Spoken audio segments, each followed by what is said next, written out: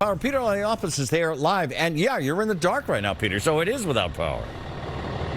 Yeah, for sure. We've got some battery in our light here, so we've got that going for us. But this neighborhood is definitely without power here. Some crews were out here. They removed some of the tree limb that was on top of those lines there. You can see they're looking okay now, but National Grid, if you zoom out here for a second here, Dan, you can see National Grid back here on scene as they work to address the problems that we have here on Spring Street. We'll show you some video that we shot earlier that shows that tree limb.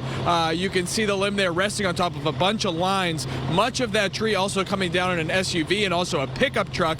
Now, neighbors believe it was the strong winds that knocked out the power here, and at one point, it was more than 2,000 families in this area that were without power. That's now down to about 500 National Grid crews restoring the power to 1,500 customers, both here in Medford and also in Malden. But the power still out where we are, and it's cold.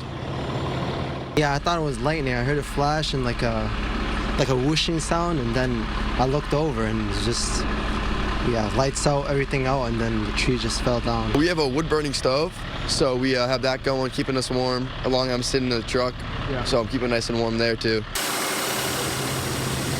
So crews were out in bucket trucks earlier, tree crews. They were taking down the limb that was resting on top of those lines using a chainsaw from the bucket truck. They've since removed it. Back here live again, you can see National Grid here on scene. To the right of them, you can see the all the tree, the limb that they chopped down in order to remove it here. But the bottom line is that the power is still out for 500 families, 500 customers of National Grid in this area. And again, it is cold. Some folks telling us that they're staying in their car just trying to stay warm and also charge their phones.